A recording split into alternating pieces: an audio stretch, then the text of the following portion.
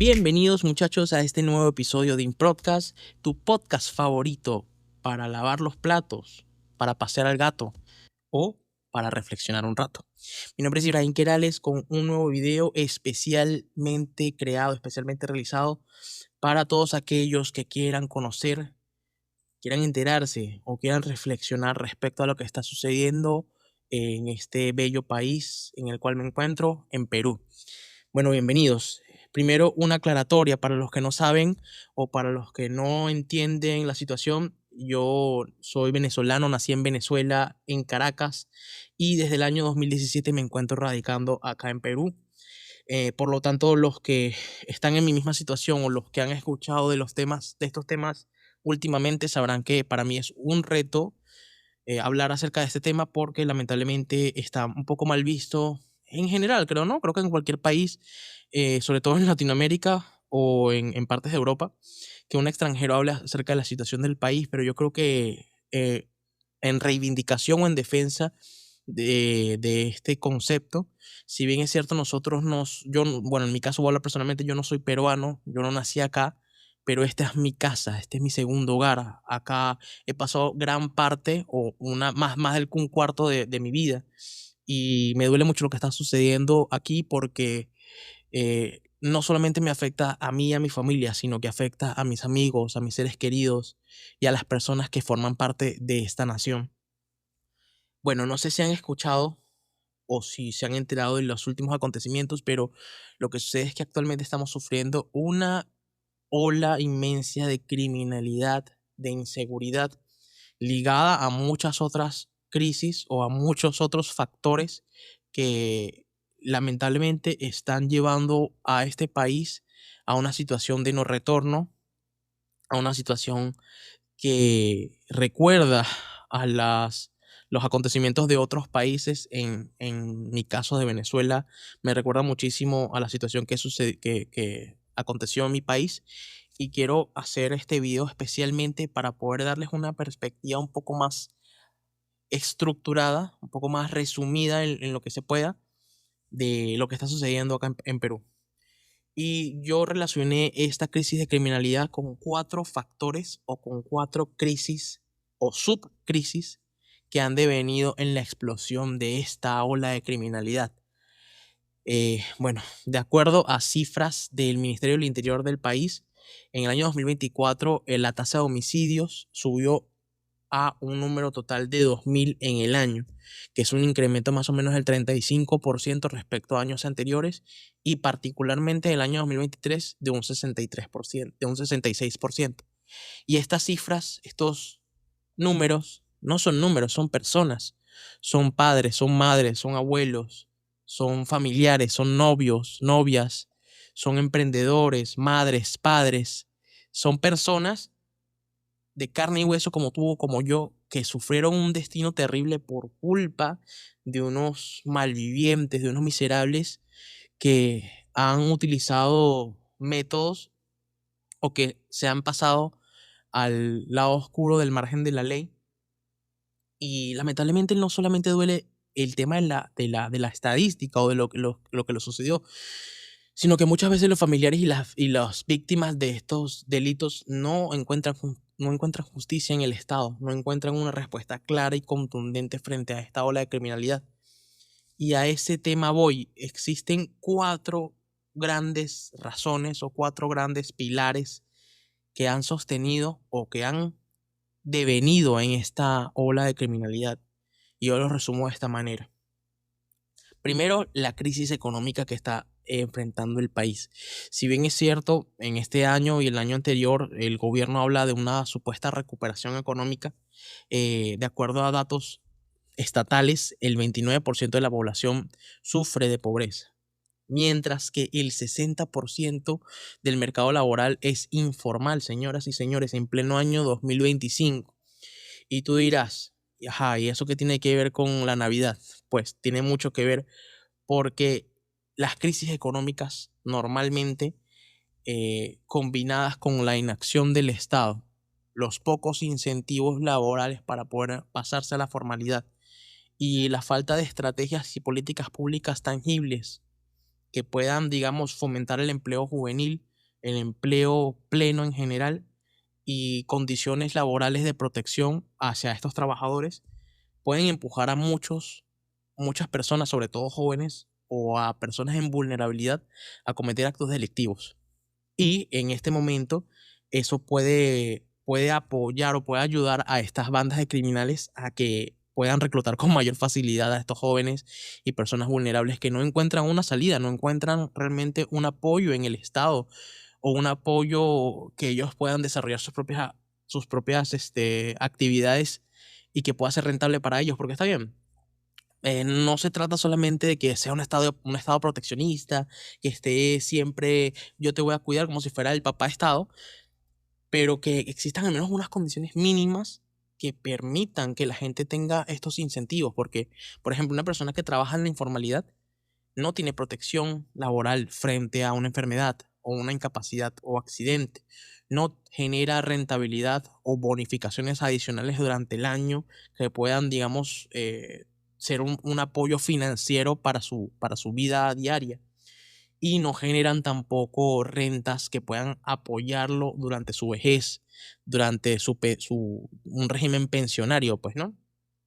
Y básicamente este factor económico afecta mucho porque, como ya dije anteriormente, secunda hace mucho más fácil la labor para que un delincuente cualquiera o una banda organizada reclute a jóvenes y puedan lamentablemente ser estos chivos expiatorios durante sus actividades delictivas de estas bandas, pues, ¿no?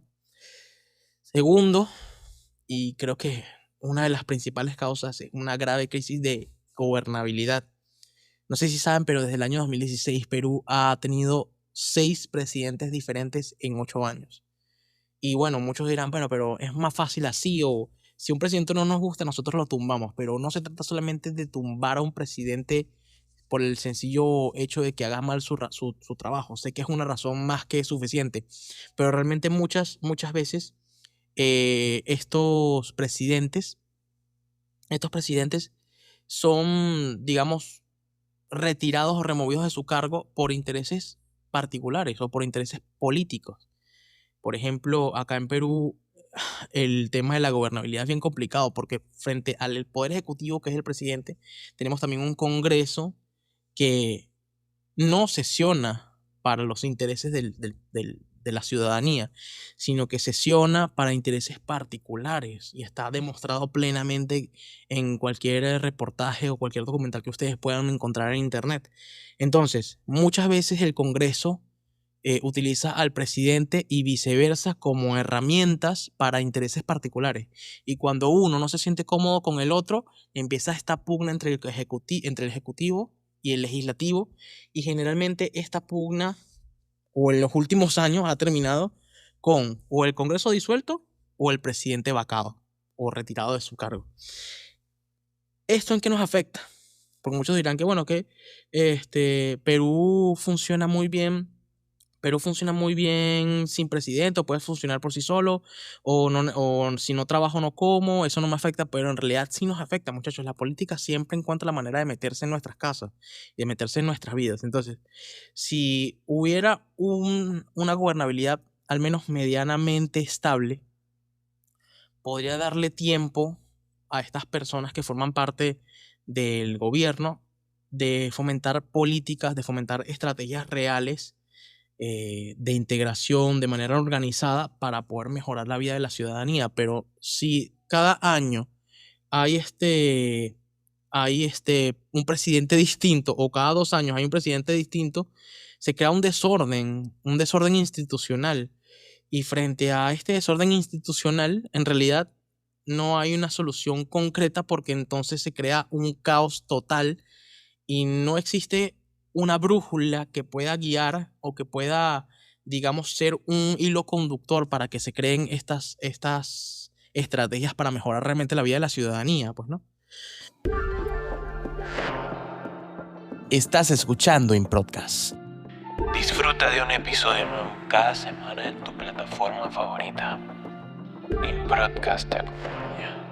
Gracias por escuchar.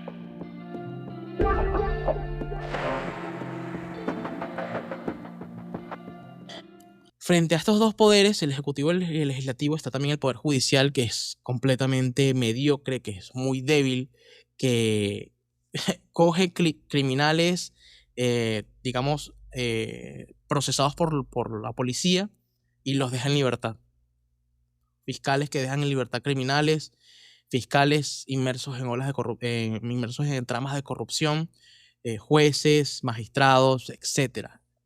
Y obviamente son actos particulares, pero si sumamos cada acto particular de corrupción, se genera una ola de corrupción en todos los estratos del Estado que también nos afecta. Y ese es el tercer punto. Perú es uno de los países con mayor tasa de corrupción en la región. Y bueno, dirán, bueno, pero en Venezuela también, sí, está bien. Palidece frente a Venezuela. No estamos hablando en este momento de eso. Pero de acuerdo a datos de la Contraloría de la República, en 2023 se perdieron más o menos 24.000 millones de soles en tramas de corrupción.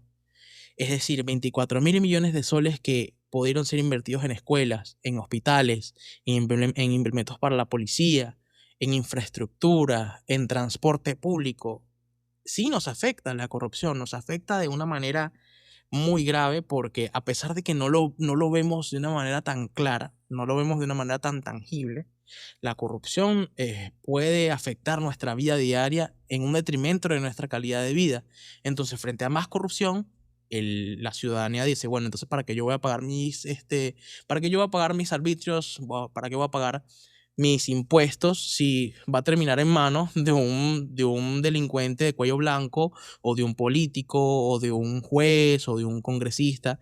Entonces se genera esta paradoja de que, bueno, como tú eres corrupto, entonces yo también voy a ser corrupto, yo también voy a tratar de hacer las cosas con trampa, o yo no voy a responder frente al Estado. Y así es como comienza, señores, el detrimento de la organización política. Porque quizás estos conceptos suenen muy abstractos. El Estado, la nación. Pero, como les dije anteriormente, la política, el Estado, la nación, somos todos y cada uno de las personas que hacemos vida en este país. Somos todos y cada una de las personas que nos levantamos día a día a trabajar por nuestras familias, a dinamizar la economía, y nos tiene que doler, tiene que afectar que todo el ingreso o todo el dinero que producimos, que generamos, termine en manos de personas inescrupulosas. Y estaba haciendo una investigación al respecto, y de esta trama de corrupción destacan en las instituciones del Estado, sobre todo la Policía Nacional, Salud, que es la red de salud pública en el Perú, y varias municipalidades de algunos distritos y algunos estados en el interior del país, y acá en Lima también, pues, ¿no? Y llama la atención porque precisamente la Policía Nacional y de Salud han estado en el ojo del huracán en múltiples investigaciones y en múltiples situaciones que han acontecido en los últimos años. Sobre todo denuncias por precisamente actos de corrupción, soborno de oficiales o de funcionarios, fabricación de pruebas, el uso de recursos del Estado para bienes políticos o intereses particulares. Y evidentemente toda esta desconfianza que genera en la población trae como consecuencia que, por ejemplo, instituciones como la Policía Nacional ya no sean un ente garante o un ente que inspire respeto para la población. O sea, tú ves un policía y tú puedes verlo en TikTok, o sea, busca en TikTok intervención policial. Y tú puedes ver cómo muchas de estas veces estos funcionarios no hacen procedimientos de manera correcta o de manera formal. Muchas de esas veces, no quiero decir que todos, pero lamentablemente es una situación que se está saliendo de control. Entonces muchos funcionarios no hacen procedimientos de manera correcta, y al mismo tiempo muchas veces la ciudadanía no respeta al funcionario. Es como que, bueno, o sea, tú no eres nadie, o sea, ¿quién ya eres tú? Como dicen acá, ¿quién coño eres, quién chucha eres tú? No sabes quién es mi papá, y cosas como esas la pueden ver en cualquier video que encuentren en TikTok. Entonces, estas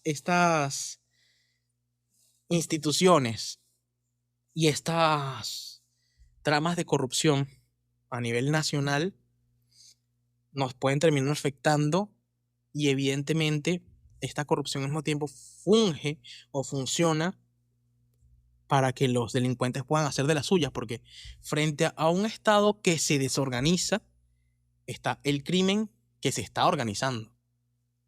Entonces, básicamente, eso es uno de los pilares también. Y finalmente, el tema al que quería llegar especial y específicamente, el tema de la crisis migratoria.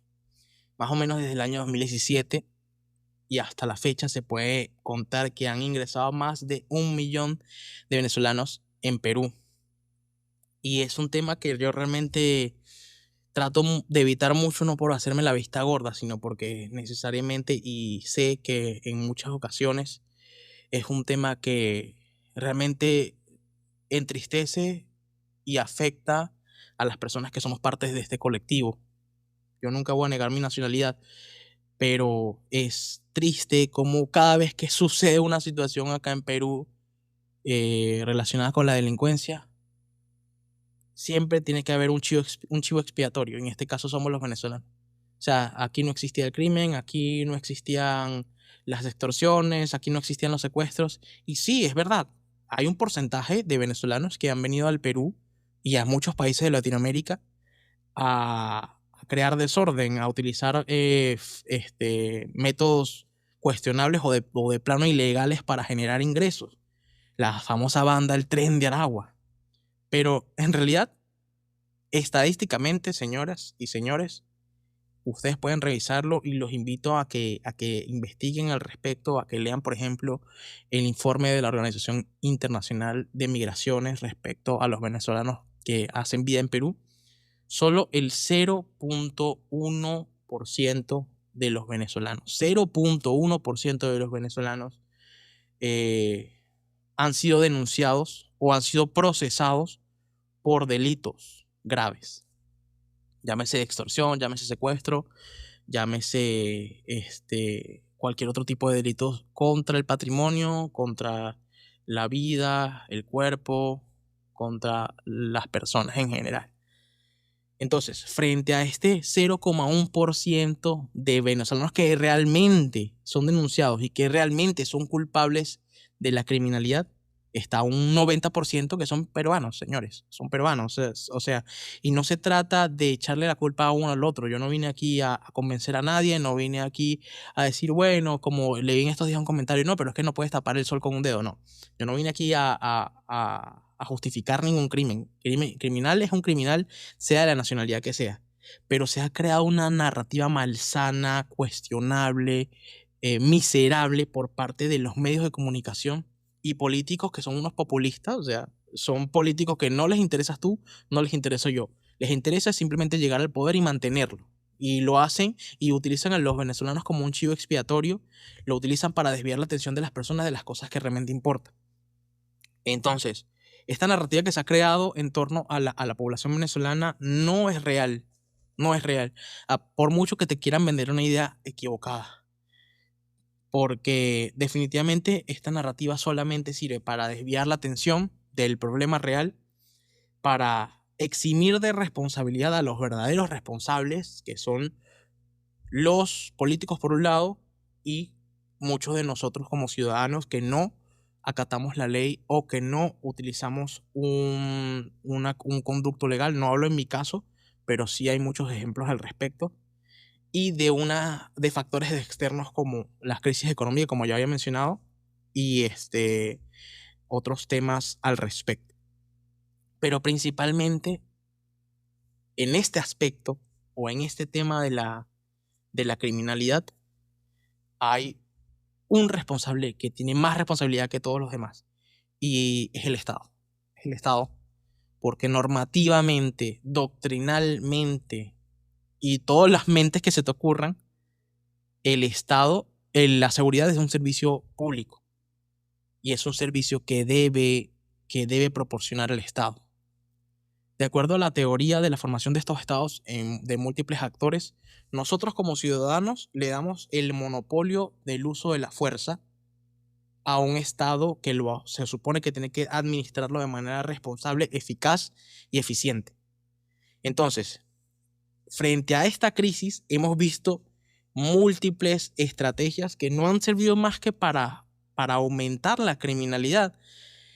En el Congreso crearon no recuerdo si crearon una ley o derogaron una ley para que al momento de que se haga una intervención de parte de la fiscalía, tenga que estar un abogado presente.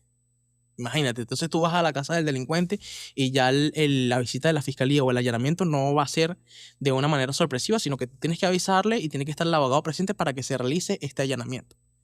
¿Saben qué significa esto? ¿Saben qué influye en esto? Que ahora los delincuentes van a poder tomar su tiempo para borrar evidencia, para escaparse, para hacer múltiples cosas, y ya ha habido casos así. Que el Congreso no lo hace con la intención precisamente de favorecer a los delincuentes, sino para cubrirse ellos sus propias espaldas, es cierto, pero indirectamente termina favoreciendo al delincuente. Así múltiples cosas. O sea, tú ves cada estrategia que nace de parte del gobierno frente a esta crisis de institucionalidad. Por ejemplo, el tema del estado de emergencia, el tema de sacar a los militares a la calle, el tema de eximir de responsabilidad el serenazgo y el uso de armas eléctricas frente a los delincuentes. Y se ve una clara falta de estrategia, una clara improvisación de un escenario real o de un estudio real al aumento de la criminalidad. Entonces, el Estado realmente, o existe una institución supraestatal fuera del Estado, una organización particular que realmente pueda ganarle al Estado en este monopolio de la fuerza. Entonces muchos de los ciudadanos se preguntarán o se les ha pasado por la cabeza, entonces tendremos que estar todo el mundo tendrá que estar con un arma encima. Todo el mundo tendrá que defender su propia vida y sus propios negocios y su propio beneficio económico por sus medios. Entonces cabe la pregunta, ¿para qué como organización, como Estado, como ciudadanos, para qué entregamos entonces el monopolio de la fuerza a una institución o a una figura como lo es el Estado, como lo había mencionado, que no está velando por la seguridad de los ciudadanos, que no está administrando justicia, que está aprovechándose de los bienes públicos para beneficios particulares? Esa es realmente la pregunta. Y obvio, yo no soy un experto en seguridad, no soy un experto en legislación, no soy un experto en ninguno de estos temas, pero como ciudadano creo, como ciudadano residente de Perú, legalmente residente, y como persona genuinamente preocupada por los seres que amo, que viven y que son peruanos, me preocupa mucho esta situación. Y creo que más que un llamado o algún tipo de argumento al respecto, creo que es necesario que empecemos a participar todos en política. No es que nos vamos a lanzar presidentes, pero a interpelar a nuestros congresistas, a interpelar a nuestros públicos, a nuestros políticos, a nuestros funcionarios públicos, a preguntar, a indagar, a organizarnos, a autoorganizarnos en colectivos ciudadanos y formar parte de la política. Porque estaba hablando con un amigo y le he hecho la pregunta a muchos amigos y yo sé que muchos están aburridos, están cansados, están decepcionados de la política, pero había un refrán que decía, a mí no me gusta la política, pero yo creo que yo le gusto a ella. Y es así, o sea, si nosotros desviamos la mirada y no nos sensibilizamos con estos temas, nos acostumbramos a la barbarie, a la violencia, nos acostumbramos a que esto va a ser un pueblo sin ley y cada quien va a hacer lo que le dé la gana. Y no existe un cambio real respecto a lo que puede hacer el ciudadano y a lo que debe hacer el Estado, entonces en vano queda lo que estamos haciendo. Y definitivamente el país puede llegar a un punto de no retorno y yo creo que nadie quiere eso. Porque a fin de cuentas, los países no se acaban. Lo que se acaban son los gobiernos. Entonces, yo no creo, definitivamente no creo, que los delincuentes puedan ganarle al Estado en temas de inteligencia, en temas de recursos o en temas de despliegue, porque muchas veces pareciera más bien que están de la mano el Estado con los criminales. Porque o sea, tú te haces la pregunta y ves cómo un criminal obtiene armas de guerra, que están reguladas, ¿cómo un criminal extranjero puede pasar por una frontera armado y traer esa arma para delinquir? La verdad que que son preguntas que hay que hacerse antes de señalar al otro y antes de decir que no, que es culpa de los venezolanos, o no, es culpa del vecino, o no, es culpa de tal político, o no. O sea, vamos a reflexionar como personas individuales y a ver cómo podemos participar de la política y cómo podemos participar de una reestructuración en el Estado que pueda realmente fomentar un cambio real. Muchísimas gracias a todos por ser parte de esta comunidad. Si les gustó este material y quieren saber más información al respecto, suscríbanse a mi canal. Voy a estar haciendo este espacio para poder debatir. Si tienes ideas contrarias a las mías, te invito a que reflexiones y a que podamos debatir en la caja de comentarios de manera respetuosa, de manera cordial, sin necesidad de insultar a nadie. Y quiero escuchar qué piensas al respecto, sobre todo a las personas a las personas que son parte de la ciudadanía peruana. Muchísimas gracias a todos por ver este video y nos vemos en un pronto episodio. Hasta luego.